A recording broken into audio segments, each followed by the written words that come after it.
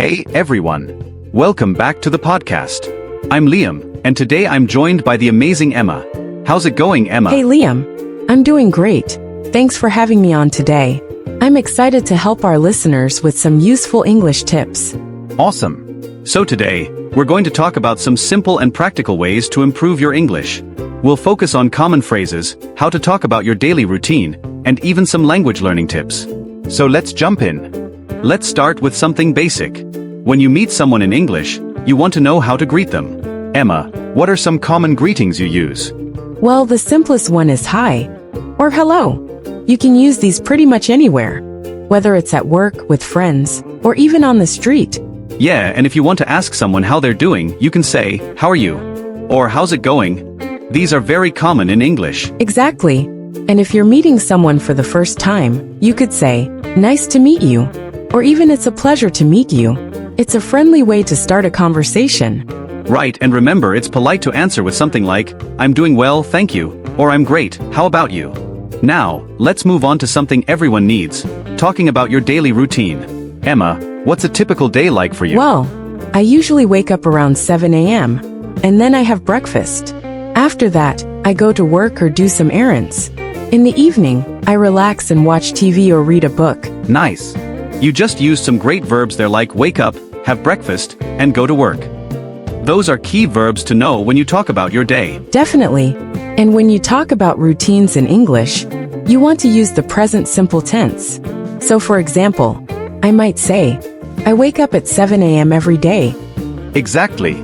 I could say, I go to the gym in the morning, or I work from home on Wednesdays. It's all about sharing what you do regularly. And if you're asking someone about their routine, you could say, what do you usually do in the morning? Or what's your typical day like? Those are perfect questions.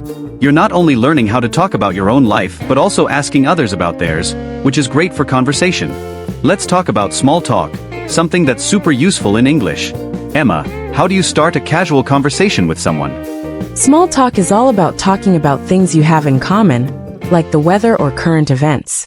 For example, you could say, it's really sunny today, or looks like it's going to rain.